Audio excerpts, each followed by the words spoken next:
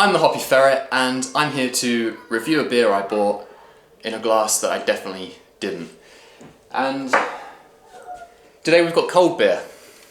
A cold beer. Cold beer by BrewDog.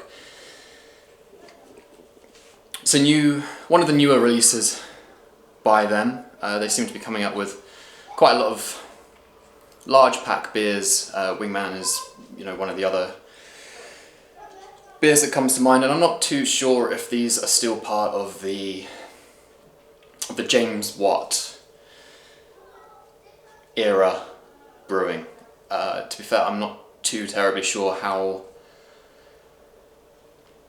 much influence James Watt has had over the past few months or years. I know his stepping down or stepping back somewhat from BrewDog, so it's very interesting to see the direction that BrewDog has taken, and I think it pisses off some people. I'm sort of firmly in the camp that I really don't care. I think it's very interesting to see where this company is going and where it's come from. I don't necessarily think that it's a bad thing. They're incredibly successful. They're taking advantage of that success, and yeah, it's quite interesting to see some of the beers that they're coming out with as a result, and some of the marketing changes around the beers. Personally, I found very interesting. You wouldn't have seen artwork such as this, which, by the way, seems incredibly inspired by Molson Coors. That's what I get. It's the impression that I get from it. But Wingman as well. I suppose Lucky Cat. They seem to have a lot more of.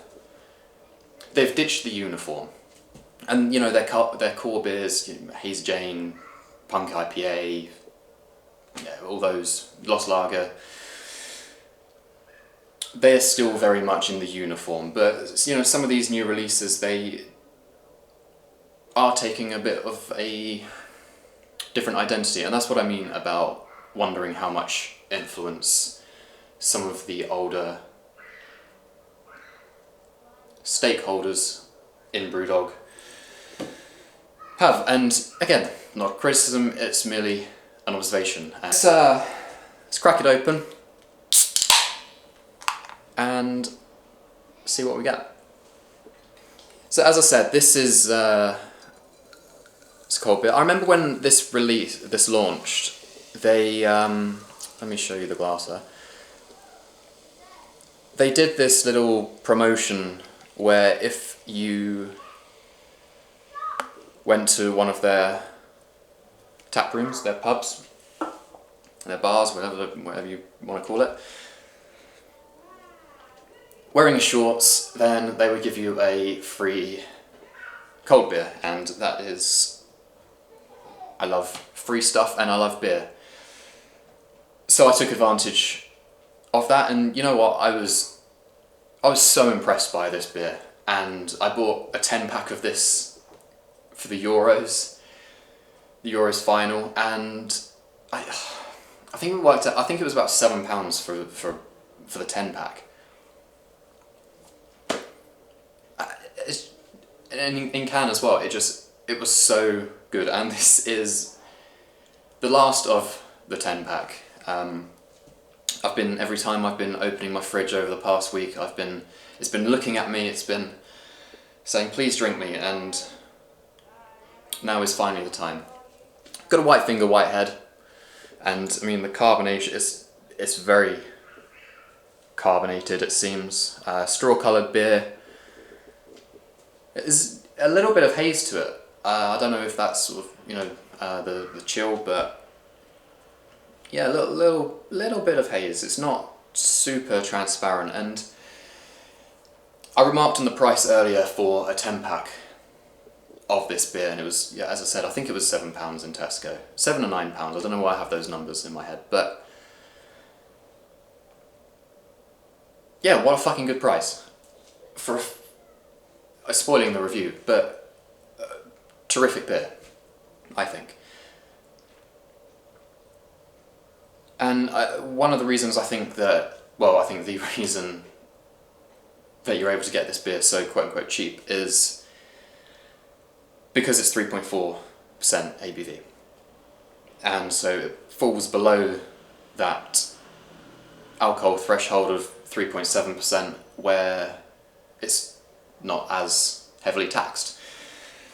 Which is great, and consumers now, they seem to be, gravitating towards these lower ABV, even alcohol-free beers, and so I'm not surprised that this beer's come out with the percentage that it is, and the fact that they're able to do this and brew a cracking beer at the same time. I alluded to Molson Coors earlier. I can't remember the last time I had a Molson Coors, and I can't imagine that it was too spectacular. I can't remember it, so there you go. But this beer I can, and yeah, it's encouraging to see. It's really exciting to see. I've spoken a lot. Let's dive in and see what the aroma is. Sort of a lot headier now. Let's see what the aroma gives.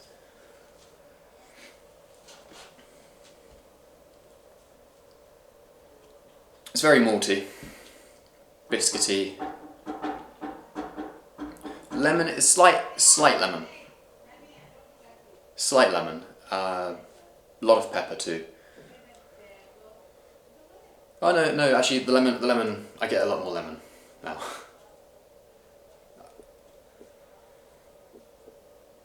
Yeah, let's dive in. Cheers.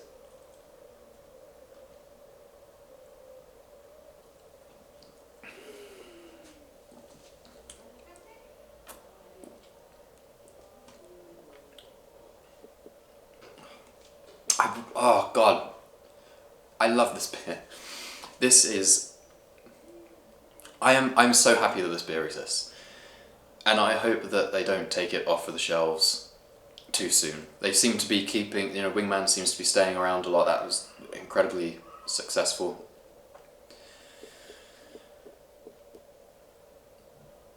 Yeah, and I wonder if this is going to sort of make it into, maybe not necessarily their core range, but it's interesting to see what this beer will form in the new iteration of BrewDog. With its new structure, with its new stakeholders, with the new head brewers and CEO and all that stuff. It's really interesting to see how this beer and Wingman are really going to propel the company. And it's interesting because BrewDog, in my opinion, what they used to excel at were stouts and sours. Their IPAs, yeah, they were IPA. Dead Pony Club I really enjoyed, as I mentioned, but yeah, they seem to be excelling more at the session IPA lager segment. And that does show that this isn't a company that, they do have their finger on the pulse, and they're not this slow-moving dinosaur. I think I'm being a little bit generous there, but because some of their New England IPAs aren't terrific, but New England IPA isn't the beer style that's driving the market at the moment.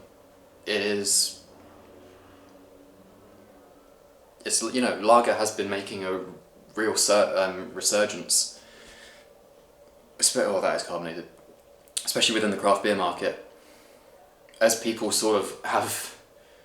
they sort of moved away from, the lagers, viewing it as sort of a boring segment, and a lot of that reason was, the Fosters, the Carlings, the Molson Coors, that are just plain boring, syrupy, corny, and shit.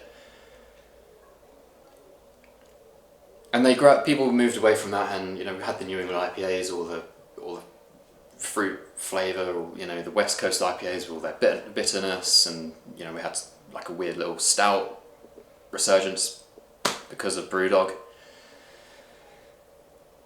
And yeah, in the background, lager has been a category that has been growing because people appreciate that, and I agree with this.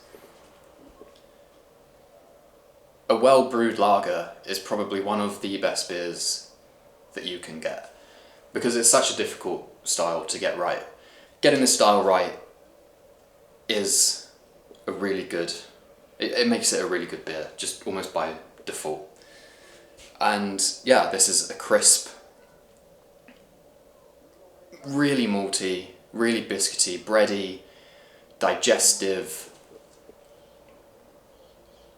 and lemony lager. It's got all the essential, almost all the essential characteristics that I would love from a lager that would make me sink loads of these on a summer's day. And the name Cold Beer, I think it's a good name.